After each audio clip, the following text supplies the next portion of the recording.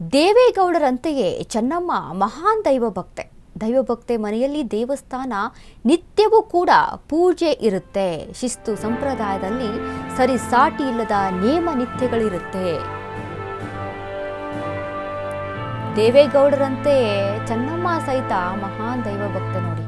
ಮನೆಯಲ್ಲಿ ದೇವಸ್ಥಾನ ನಿತ್ಯವೂ ಕೂಡ ಪೂಜೆ, ಶಿಸ್ತು ಸಂಪ್ರದಾಯದಲ್ಲಿ ಸರಿಸಾಟಿ ಇಲ್ಲದ ನೇಮ ನಿತ್ಯ. ಹಳ್ಳಿಯ ಸರಳ ಜೀವನದಿಂದ ಆರಂಭವಾದ ಪಯಣ ದೇವಸ್ಥಾನದ ಮಾದರಿಯಲ್ಲೇ ದೇವರ ಮನೆ ನಿರ್ಮಾಣ. ಪದ್ಮನಾಭನಗರದಲ್ಲಿರುವ ಮನೆಯಲ್ಲಿನ ದೇವರ ಮನೆ ಅಶ್ವವೇಗ ನ್ಯೂಸ್ನಲ್ಲಿ ದಳಪತಿಯ ದೈವ ಭಕ್ತೆ ಸ್ಟೋರಿಯನ್ನ ತೋರಿಸ್ತಾ ಇದ್ದೀವಿ. ಚೆನ್ನಮ್ಮ ದೈವಭಕ್ತೆ, ಅಪಾರವಾದಂಥ ದೈವಭಕ್ತೆ. ಚೆನ್ನಮ್ಮ ಅಂತ ಅಂದರೆ ಚೆನ್ನಾಂಬಿಕೆ ದೇವಿಯ ಹೆಸರು ಚೆನ್ನಮ್ಮ ಅಂತ. ದೇವರ ಹೆಸರನ್ನು ಚೆನ್ನಮ್ಮ ಅವರಿಗೆ ಅವರ ತಂದೆ ತಾಯಿ ಇಟ್ಟಿರ್ತಾರೆ. ಅದೇ ರೀತಿಯಾಗಿ ಅಷ್ಟೇ ದೈವಭಕ್ತೆ. ಮನೆಯಲ್ಲಿ ದೇವೇಗೌಡರಿಗೂ ಸಹಿತ ಉಪವಾಸ ಮಾಡಿಸ್ತಿದ್ರಂತೆ. ಧ್ಯಾನ ಮಾಡೋದು, ಉಪವಾಸ ಮಾಡೋದು, ದೇವರಿಗೆ ಮೊರೆ ಹೋಗುವಂಥದ್ದು, ದೇವರ ಜಾಸ್ತಿ ಪ್ರಾರ್ಥನೆ, ಯಾವುದೇ ದೇವಸ್ಥಾನಗಳ ಭೇಟಿ. ಇನ್ನು ಚೆನ್ನಾಂಬಿಕಾ ದೇವಸ್ಥಾನದಲ್ಲಿ ಮೊದಲ ಪೂಜೆಗೆ ಆದ್ಯತೆ ಚೆನ್ನಾಂಬಿಕಾ ದೇವೇಗೌಡರಿಗೆ, ಅಂದರೆ ಚೆನ್ನಮ್ಮ ಅವರಿಗೆ. ವರ್ಷಕ್ಕೊಮ್ಮೆ ಓಪನ್ ಆಗುವಂಥ ದೇವಸ್ಥಾನ. ಆ ದೇವಸ್ಥಾನದಲ್ಲಿ ಚೆನ್ನಮ್ಮನೇ ಮೊದಲ ಪೂಜೆ ಚೆನ್ನಮ್ಮನಿಂದ. ಅಂದರೆ ಆ ರೀತಿಯಾಗಿ ದೈವಭಕ್ತೆ. ದೇವೇಗೌಡರು ಸಹಿತ ಅಷ್ಟೇ, ದೇವರನ್ನು ಬಿಟ್ಟಿಲ್ಲ ಅವರು. ಪೂಜೆ ಪುನಸ್ಕಾರ, ಮನೆಗೆ ಬಂದಂಥ ಅತಿಥಿಗಳಿಗೆ ಸತ್ಕಾರ, ನಿತ್ಯವೂ ಮನೆಯಲ್ಲಿ ಪೂಜೆ ಮಾಡುತ್ತಿದ್ದ ಚೆನ್ನಮ್ಮ.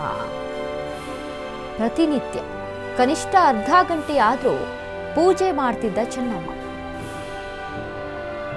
ಸಾಕಷ್ಟು ಮಂತ್ರ ಶ್ಲೋಕಗಳನ್ನು ನಿರರ್ಗಳವಾಗಿ ಪಠನ ಮಾಡ್ತಿದ್ರು. ಪತಿ, ಮಕ್ಕಳು, ಮೊಮ್ಮಕ್ಕಳ ಹೆಸರಿನಲ್ಲಿ ನಿತ್ಯ ಪ್ರಾರ್ಥನೆ. ಮನೆ ದೇವರು ಹರದನಹಳ್ಳಿ ಈಶ್ವರ ಎಂದರೆ ಅಚ್ಚುಮೆಚ್ಚು ಚೆನ್ನಮ್ಮಗೆ.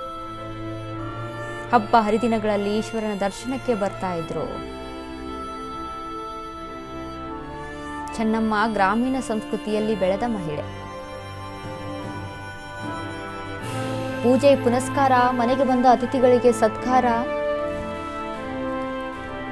ನಾವು ಎಷ್ಟೋ ಜನನ ಮಾತಾಡ್ಸಿದ್ವಿ, ರಾಜಕೀಯ ವ್ಯಕ್ತಿಗಳನ್ನೇ. ಪ್ರತಿಯೊಬ್ಬರು ಹೇಳಿದ್ದು, ಅವ್ರ ಮನೆಗೆ ಹೋದರೆ ಊಟ ಮಾಡದೆ ಕಳಿಸ್ತಾ ಇರಲಿಲ್ಲ ಚೆನ್ನಮ್ಮ ಅವರು. ತಿಂದ್ರ ಉಂಡ್ರ ಅಂತ ವಿಚಾರಿಸೋದು. ತಾವೇ ಕೈಯಾರೆ ತೆಗೆದುಕೊಂಡು ಬಂದು ಕಾಫಿ ಟೀ ಕೊಡೋರು, ಊಟ ತಿಂಡಿ ಕೊಡೋರು. ಬೇರೆ ಎಲ್ಲ ಈಗ ಒಬ್ಬ ಮಾಜಿ ಪ್ರಧಾನಿ, ಕೇಂದ್ರ ಸಚಿವರ ಮನೆ ಅಂತ ಅಂದಾಗ ಸರ್ವೆಂಟ್ಗಳಿರ್ತಾರೆ. ಆ ರೀತಿಯಂಥ ವ್ಯವಸ್ಥೆ ಇರಲಿಲ್ಲ ದೇವೇಗೌಡರ ಮನೆಯಲ್ಲಿ. ಅಂದರೆ ಇದ್ರೂ ತಾವೇ ಹೋಗಿ, ಚೆನ್ನಮ್ಮ ಅವರೇ ಹೋಗಿ ಕಾಫಿ ಟೀಯನ್ನು ತೆಗೆದುಕೊಂಡು ಬಂದು ಕೊಡೋರಂತೆ. ಅಂಥ ಸರಳ ಜೀವಿ ಚೆನ್ನಮ್ಮ. ಯಾವಾಗಲೂ ದೇವರ ಮನೆಯಲ್ಲೇ ಕೂತ್ಕೊಂಡು ಪೂಜೆಯನ್ನು ಮಾಡುವಂಥದ್ದು, ದೇವರಿಗೆ ಪ್ರಾರ್ಥನೆ ಮಾಡುವಂಥದ್ದು, ಪೂಜಾ ಪುನಸ್ಕಾರ ಅಂದರೆ ಅಷ್ಟು ಅಚ್ಚುಮೆಚ್ಚು. ದೇವರನ್ನು ಬಿಟ್ಟಿಲ್ಲ. ಅದೇ ಪ್ರಾರ್ಥನೆ, ಅದೇ ದೈವಭಕ್ತೆ ಚೆನ್ನಮ್ಮ ಅವರಿಗೆ ಇವತ್ತು ಮುತ್ತೈದೆಯ ಸಾವನ್ನು ತಂದುಕೊಟ್ಟಿದೆ ಅಂತ ಅನ್ಕೋಬೇಕಾ? ಅದೇ ಭಕ್ತಿ, ಅದೇ ಪ್ರಾರ್ಥನೆ ಇವತ್ತು ದೇವೇಗೌಡರನ್ನ ಇಷ್ಟು ರಾಜಕೀಯವಾಗಿ ಬೆಳವಣಿಗೆಗೆ ಕಾರಣ ಆಯಿತು ಅಂತ ಅನ್ಕೋಬೇಕಾ?